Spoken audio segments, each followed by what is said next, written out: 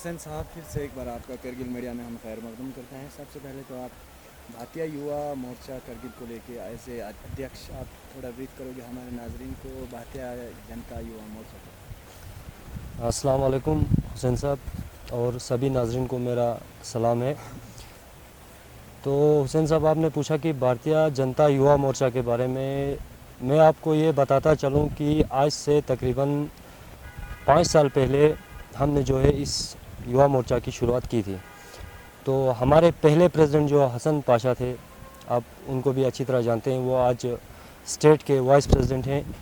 तो एक political organisation के तौर पर हमने इसकी शुरुआत की थी, एक यूथ्स के लिए एक प्लेटफॉर्म की किस तरह यूथ्स जो है एक ऐसा प्लेटफॉर्म की जहाँ पर आके यूथ जो है अपनी सर्विस के ज़रिए जो है अपने कौम की खिदमत कर सकते हैं। तो उसी मकसद को लेके हमने जो है इस युवा मोर्चा की शुरुआत की थी।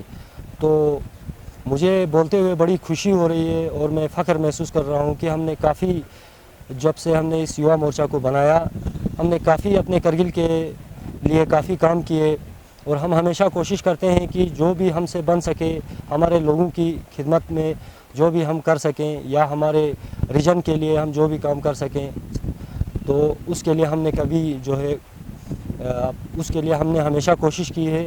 और एक अच्छा प्लेटफॉर्म जो है हमारे लिए है और सभी यूथ्स के लिए यही हमारा मकसद था कि यूथ्स को इस पे जो है एक साथ लेके चले इस युवा मोर्चा को बनाने के बाद। सर, 4 साल आप अध्यक्ष रहे, तो आप थोड़ी बहुत अचीवमेंट बताएंगे हमारे? अचीवमेंट्स तो मैं आपको बताता चलूँ कि मैं भारतीय जनता युवा मोर्चा एक जो है पार्ट है भारतीय जनता पार्टी करगिल का। तो भारतीय जनता पार्टी की अचीवमेंट्स के बारे में अगर आप बोलते हो तो इसमें बहुत सारी अचीवमेंट्स है। अगर मैं गिनता जाऊं तो मेरे ख्याल से वक्त कम पड़ेगा। 2-3 अचीवमेंट तो 2-3 बड़ी अचीवमेंट्स जो करगिल के लिए हमारे बीजेपी ने दी है। सबसे पहले तो हमारा देरीना मांग जो 60 साल से रहा, जोजला टनल के लिए इतने सालों से हमारे लोग जो है मांग कर रहे थे। लोगों की जो डिमांड थी जोजला टनल, हमारे बड़े बूढ़े बुजुर्ग सब ने कहा हमें जोजला टनल चाहिए। लेकिन एक छोटे से 4 साल के पीरियड के अंदर जो है हमें ये जोजला टनल हमारी मोदी सरकार ने इसके लिए जो है फंडिंग प्रोवाइड की। उसके बाद इसका टेंडर कराया। आप बखूबी जानते हैं कि इसका 2 बार टेंडर हो गया। तो इसके लिए सबसे पहले हमारी जो है फाइनेंशियल क्राइसिस थी कि हमें इसको बनाने के लिए जो हमें पैसा चाहिए था। तो वो पैसा आज तक किसी गवर्नमेंट ने जो है प्रोवाइड नहीं किया था। तो मैं शुक्रिया अदा करता हूँ और ये आप लोगों को बताना चाहता हूँ कि इसके लिए जो है हमें हमारी बीजेपी ने ही जो है जोजला टनल बनाने के लिए हमें जो है फाइनेंशियल सपोर्ट किया। उसके बाद दूसरी बड़ी अचीवमेंट हमारी जो है वो है हमारा एयरपोर्ट के लिए जो इस साल हमें पैकेज मिला 200 करोड़ रुपया, वो हमारी दूसरी बड़ी अचीवमेंट है। तीसरा है कि मुझे लगता है इन 40-60 सालों में जब से आज़ादी मिली, हिंदुस्तान आज़ाद हुआ, किसी के दिमाग में भी नहीं था कि हमें कभी डिविजनल स्टेटस मिलेगा और हम जो है एक डिवीज़न के तौर पर जो है लद्दाख को रिप्रेजेंट करेंगे। लद्दाख में हमें एक अलग स्टेटस मिलेगा लद्दाख को। तो ये मैं समझता हूँ इससे बड़ी अचीवमेंट कभी हो नहीं सकती है। मेरे ख्याल से इन 4 सालों में जो ये 3 बड़ी अचीवमेंट्स हमें मिली हैं। तो इसके बगैर भी बहुत सारी अचीवमेंट्स हैं जो सेंट्रल गवर्नमेंट की थी, सेंटर स्पॉन्सर्ड काम थे। तो वो तो आप जानते हैं कि सेंट्रल गवर्नमेंट ने बड़ी स्कीमें इसमें लॉन्च की, जैसे कि आप जानते हैं सबसे पहले हमारा मुद्रा योजना है, अच्छा उसके बाद आवास योजना है, अच्छा जीवन ज्योति योजना है, अच्छा बहुत सारी स्कीम्स हैं। तो उसका डिटेल देने में तो काफ़ी टाइम लगेगा। जिस तरह से आपने बीजेपी युवा मोर्चा के बारे में एक बेहतरीन तरीके से उनकी कारकर्दगी हमारे नाजरीन को बताया, लेकिन जितना आप लोगों ने डेवलपमेंटल काम किया है और आपकी पार्टी में खासकर युवा मोर्चा में तादाद बढ़ने के बजाय घटती हुई नज़र आती है, क्या वजह है?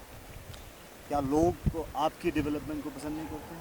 नहीं, ऐसा नहीं है। मैं आपको एक बात बताता चलूँ, ये एक रियल फैक्ट है। मैं ये बोलना चाहूँगा कि हमारे यहाँ पर जो है एक गलत इमेज जो है दिया गया है। लोगों का एक गलत माइंडसेट बना हुआ है कि बीजेपी जो है एंटी जो है मुस्लिम पार्टी है बोल के। इमेज को ख़त्म करने में आप लोग नाकाम क्यों हुए? हम नाकाम नहीं हैं। मेरे ख्याल से शायद आपको मालूम नहीं है कि जब हमने युवा मोर्चा बनाया था तब हम सिर्फ 4 लोग थे इसमें। तो आज जो है मैं आपको ये बताता चलूँ कि हमारा सांकू में भी, द्रास में भी, चिकन में भी, हर जगह हमारा जो है इसके मेंबर्स हैं। तो इसमें मतलब कम नहीं हुआ है बल्कि बढ़ा है। ये युवा मोर्चा की ही हिम्मत थी कि इस साल जो है हमारा वोट शेयर आप गिनिए, पहले हमारा वोट शेयर बीजेपी का करगिल में बिल्कुल कम हुआ करता था, लेकिन इन 4 सालों में मैं सोचता हूँ कि हमारा वोट शेयर भी काफ़ी बड़ा है और हमारे जो है मेंबरों की तादाद भी जो है काफ़ी बड़ी है। बाकी अचीवमेंट्स के साथ साथ आपने डिविजनल स्टेटस की जिक्र की। क्या आपको नहीं लगता है कि डिविजनल स्टेटस यूनाइटेड करगिल की वजह से करगिल को मिला या बीजेपी की वजह से मिला? नहीं, एक चीज़ है ना, यूनाइटेड करगिल की वजह से डिविजनल स्टेटस करगिल को मिला, उसका एक रीज़न है। आपको पहले तो ये डिविजनल स्टेटस किसी के माइंड में था नहीं था। लेह क्या डिमांड कर रहा था कि हमें यूटी चाहिए, कारगिल ने ये सीधा बोल दिया था कि हम यूटी के जो है खिलाफ हैं, हम कश्मीर के साथ हैं।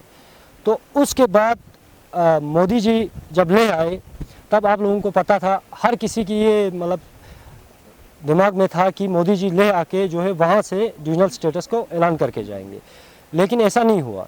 वहाँ से उन्होंने अपने स्टेट से कुछ नहीं कहा। उसके कुछ दिन के बाद जो है हमें डिविजनल स्टेटस लद्दाख को मिला। अब ये लेह को मिला, करगिल को नहीं मिला। इसकी एक खास वजह रही है कि हमारे जो मतलब रिप्रेजेंटेटिव्स हैं, कारगिल से कोई ऐसा बंदा गवर्नर के पास नहीं गया या कारगिल से इसकी आवाज़ किसी ने नहीं उठाई। कारगिल से मतलब डिविजनल स्टेटस की, हमें डिविजनल स्टेटस दे दो, इसकी पहल किसी ने नहीं की। इसी की ये वजह थी कि इसको जो है हेडक्वार्टर लेह में दिया गया। लेकिन उसके बाद आपको पता है यहाँ पर क्राइसिस हुई, तो जब ये बात आगे पहुँची तो हुकूमत ने इस चीज़ पर गौर व फिक्र किया कि हाँ भाई ये क्राइसिस उठ रही है, इसमें क्या है। तो आपने खुद उसका रिजल्ट देखा कि जब उन्हें पता चला भाई इनका बराबर हक है, तो उन्होंने इसमें कोई कोताही नहीं बरती। उन्होंने ये हमारा हक था, हमें बिल्कुल इसमें साफ कर दिया। बीजेपी ने डिविजनल स्टेटस लद्दाख को दिया है, तो इससे पहले क्या बीजेपी ने हायर अथॉरिटीज़ को क्लियर नहीं किया था कि लद्दाख में 3 डिस्ट्रिक्ट्स को बराबर शेयर मिलना चाहिए? जी, आप ये बीजेपी इस वक्त सेंटर में थी, स्टेट में हमारी बीजेपी का कोई रोल नहीं था। तो जो फैसला हुआ था सेंट्रल गवर्नमेंट से हुआ था और रूल जो है हमारे गवर्नर साहब कर रहे थे। अब गवर्नर साहब के पास इसका टेकअप जो है हमारे लेह के जो पॉलिटिशियंस हैं, हमारे लेह के लीडर्स हैं, उन्होंने किया था। इस इशू को जो है उन्होंने टेकअप किया था। तो उन्होंने अपने हिसाब से वहाँ पर उनको बताया था कि ये जो है हमारा लद्दाख है, हमें लद्दाख को जो है डिविजनल दिया जाए। तो इसी वजह से जो है जब हमारा कोई वहाँ पर रिप्रेजेंटेटिव नहीं पहुँचा, तो एक तो गवर्नर साहब ने जो है उनको उस फेवर में दे दिया, उनके फेवर में दे दिया। इसकी यही वजह थी। पार्लियामेंट्री इलेक्शंस नज़दीक है, लद्दाख में 6 मई को इलेक्शन होने जा रहा है और ख़ासकर लेह से बीजेपी और कांग्रेस दोनों ने मैंडेट पे अपने कैंडिडेट्स खड़ा किया है और करगिल से अभी तक कैंडिडेट फाइनल नहीं हो रहे हैं। क्या करगिल की बीजेपी अपने बीजेपी कैंडिडेट को सपोर्ट करेगी लेह वाली, या करगिल से जो कैंडिडेट होगा उसको सपोर्ट करेंगे? और अगर सपोर्ट करेंगे तो किस तरह के कैंडिडेट को सपोर्ट करेंगे करगिल से? एक चीज़ है इसमें, अभी पार्लियामेंट्री इलेक्शन होने वाला है, तो कारगिल की बीजेपी जो है एक कोई अलग बीजेपी नहीं है, लेह की बीजेपी कोई अलग नहीं है, या सेंटर में जो बीजेपी वो अलग नहीं है। बीजेपी तो सारा ऑल ओवर जो भी पार्टी है एक ही पार्टी है, तो इसमें कोई शक नहीं है कि हम अपने कैंडिडेट को सपोर्ट करेंगे। अब इत्तेहाद की बात आती है, अगर करगिल में इत्तेहाद होता है तो उसमें हम कभी पीछे नहीं हटेंगे। ये मैं आपको खुले लफ्ज़ों में बोलना चाहता हूँ। लेकिन हमारी एक शर्त होगी कि इत्तेहाद किस लिए हो रहा है। क्या करगिल की डेवलपमेंट को लेकर इत्तेहाद किया जा रहा है या इत्तेहाद की कोई और वजह है? अगर आप ये कहते हो कि इत्तेहाद इसलिए हो रहा है कि अगर हमारा एमपी हो कारगिल से ही हो, तो वो कारगिल को जो है थोड़ा आगे बढ़ाएगा, कारगिल में डेवलपमेंट्स के काम करेगा, तो उस वक्त हमारी एक शर्त होगी कि जो भी एमपी यहाँ से सेलेक्ट होगा वो किसी पार्टी का नहीं होना चाहिए। एक ऐसा एमपी हो जो हर किसी खित्ते को, हर किसी पे अपनी नज़र रखे, सबको साथ लेके चले। अगर किसी पार्टी का एमपी हो तो हम उसको सपोर्ट नहीं कर सकते हैं। और जो भी यहाँ से हमारा एमपी होगा वो यहाँ से जीतने के बाद सेंटर में जो पार्टी, अगर कल को सेंटर में बीजेपी जीतती है तो उसको समर्थन करना होगा। अगर उस मुद्दे पे वो जो है ये होता है, राज़ी होता है, तो उस वक्त हम उसका सपोर्ट कर सकते हैं, बीजेपी कारगिल। वरना हमारे लिए कोई ऑप्शन नहीं है, हमारा अपना कैंडिडेट है, हम उसी को सपोर्ट करेंगे। ऑलरेडी कारगिल से खासकर member of parliament candidate decide होना बाकी है, काफ़ी लेट हो चुका है बाकी जगहों के बनिस्बत, और कल से नॉमिनेशन फिलिंग है और 18 को लास्ट डेट है। क्या लगता है आपको, क्या कारण है इसका? इसके पीछे तो मुझे लगता है शायद यही कि सियासी मजबूरियां हैं अपनी अपनी पार्टीज़ की, शायद या तो कोई कैंडिडेट ऐसा हो जो सब जिस पे सब मुत्तफिक हो। मुझे लगता है कि ऐसा कोई कैंडिडेट शायद डिसाइड नहीं कर पा रहे हैं जो जिस पे सभी लोग जो है ये राज़ी हो, सभी लोग कहें कि हम इसके साथ हैं। आप देख ही रहे हो इन दिनों में यही चर्चा चल रहा है कि हमारा कैंडिडेट कौन होगा। तो हर किसी पार्टी का जो है अपना अपना कैंडिडेट है। तो ऐसे में हमें एक ऐसे कैंडिडेट की ज़रूरत है जो सभी के दिलों पर रहता हो, जो सभी के दिलों में राज करता हो। ऐसा एक कैंडिडेट हो जो मतलब क्रिमिनल ना हो, जो एक पार्टी को ना देखे, जो सारे रीजन्स को देखे, सबको देखे। ऐसा कोई कैंडिडेट होता है उस वक्त अलग बात बनती है। अब तो मुझे लगता है यही वजह है कैंडिडेट इस वक्त डिसाइड नहीं हो रहा है, तो कि कोई ऐसा बंदा हमारे यहाँ से कोई ऐसा जो है कैंडिडेट हमें नहीं मिल रहा है जो जिस पे सब जो है एक होके ये हो। आप ऐसे बीजेपी प्रेसिडेंट किसको प्रेफरेंस देंगे? अगर एक यूथ को चांस देता है, न्यू फेस को चांस देता है, उसको प्रेफरेंस देंगे या कोई ऑलरेडी जो पॉलिटिक्स में गेम खेल खेल के आगे बढ़ा हो उसको प्रेफरेंस देंगे? मैं एज ए यूथ प्रेसिडेंट उस बंदे को प्रेफरेंस दूंगा जिसके अंदर क्वालिटीज़ हो, जो कुछ काम करे आगे जाके, जिस पे हमें भरोसा हो। ऐसा ना हो कि यहाँ से वो जीतने के बाद जो है कल वो अपनी कौम को भूल जाए और वो अपने जो है इसमें रहे। एक ऐसा कैंडिडेट हो जो कुछ नया करे, कुछ डेवलपमेंट करे। जैसे कि पहले ही हमारी हाल क्या है, हमारे करगिल में बहुत बुरा हाल है।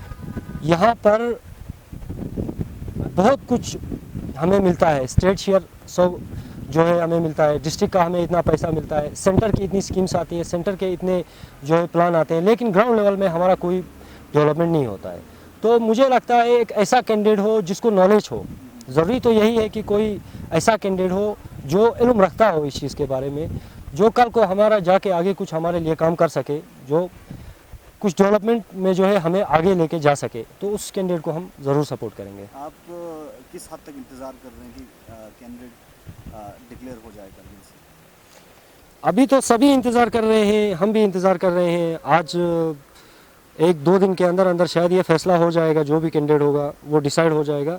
तो उसके बाद हमारी पार्टी के प्रेसिडेंट हैं मोहम्मद अली जी, तो उनका जो डिसीजन होगा हम उसी के साथ चलेंगे।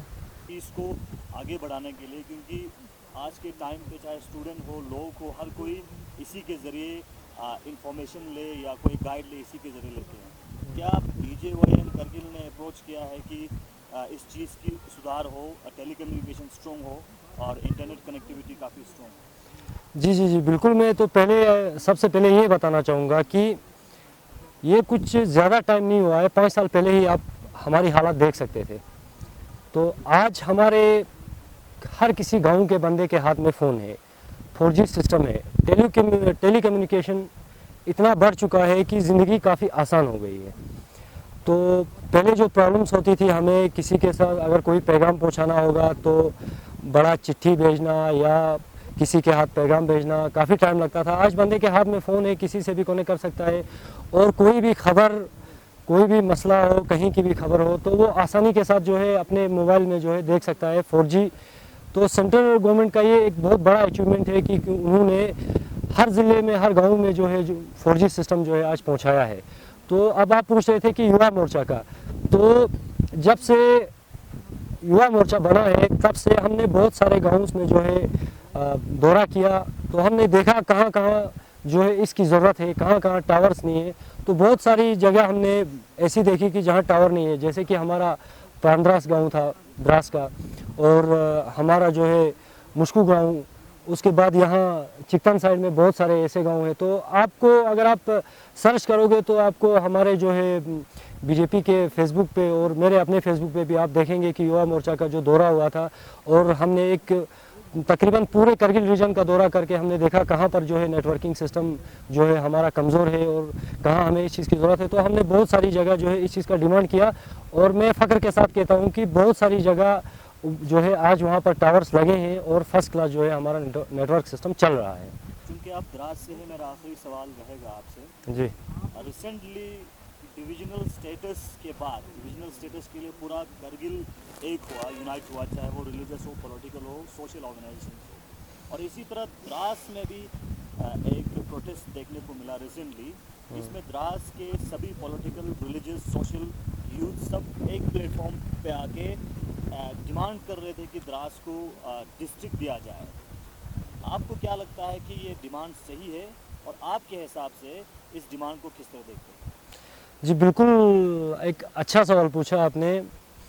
तो जैसा कि आप सब जानते हैं, कुछ दिन पहले ही ये हुआ था, द्रास में एक जो है एक प्रोटेस्ट हुआ और एक रैली भी निकाली गई जिसमें डिमांड किया गया। उसमें सभी पॉलिटिकल पार्टीज़ भी थी, जो रिलीजियस पार्टीज ऑर्गेनाइजेशन से वो भी उसमें थी। तो मैं आपको ये बताता चलूँ कि ये द्रास की डिस्ट्रिक्ट की डिमांड ये आज की नहीं है, ये बहुत पुरानी डिमांड है द्रास वालों की, और ये द्रास वालों का हक भी है। मुझे लगता है कि इसमें कोई कोताही नहीं है कि द्रास वालों को ये डिस्ट्रिक्ट मिलना चाहिए। और मैं हमारी काउंसिल से और हमारी हुकूमत से ये गुजारिश भी करता हूँ कि जो है द्रास को प्रायोरिटी बेस पे जो है ये डिस्ट्रिक्ट देना चाहिए, क्योंकि द्रास आप जानते हैं कल्चर लेवल से अलग है। अच्छा, माइनॉरिटीज़ में भी आता है। सर्दियों में सेकंड कोल्डेस्ट प्लेस जो है द्रास को कहा जाता है, और वहाँ के लोगों को जो मुश्किलात है काफ़ी, और गेटवे ऑफ जो है लद्दाख भी जो है द्रास है। तो बहुत सारी वहाँ द्रास के साथ बहुत नाइंसाफ़ी होते आ रहा है आज तक। जहाँ तक हम लोगों ने देखा है, कारगिल के मुकाबले अगर द्रास को देखेंगे तो द्रास बहुत पीछे है अभी। तो इस लिहाज से जो है आज एक चीज़ आप देखोगे कि हमारे ज़ांस्कार का जो है एक एग्जीक्यूटिव हमारे कारगिल में होता है, रिप्रेजेंट करता है काउंसिल को, लेकिन हमारे द्रास के लिए एक एग्जीक्यूटिव भी नहीं है। तो मेरे ख्याल से द्रास का ये बिल्कुल हक है। और मैं यहाँ ये आप लोगों को बताना चाहता हूँ कि अगर सेंटर अभी पार्लियामेंट इलेक्शन जो है होने वाला है, सेंटर में जो है अगर बीजेपी की हुकूमत आती है तो मैं ये दावे के साथ कहता हूँ कि द्रास को हम जो है डिस्ट्रिक्ट वो दिला के रहेंगे, और द्रास को ये डिस्ट्रिक्ट जो है मिलेगा। आपको यकीन है कि बीजेपी सेंटर में अगर बीजेपी आती है तो द्रास को डिस्ट्रिक्ट मिलेगा? बिल्कुल, मैं 100% श्योरिटी के साथ ये कह सकता हूँ, क्योंकि हमें पता है बीजेपी एक ऐसी पार्टी है जो जेन्युइन डिमांड्स को जो है पूरा करने में कभी पीछे नहीं हटती है। और मैं इसी चीज़ के लिए जो है आगे बढ़ूँगा, इसको लेके मैं लड़ूंगा। द्रास के लिए मैं जितना हो सके फाइट करूँगा, और हम द्रास को डिस्ट्रिक्ट जो है लेके ही रहेंगे। For more updates, subscribe to our channel Kargil Today. Click the show links and enjoy watching the videos. Like us on Facebook and follow us on Instagram. Keep watching Kargil Today. Keep enjoying Kargil Today, the only voice of Kargil Ladakh.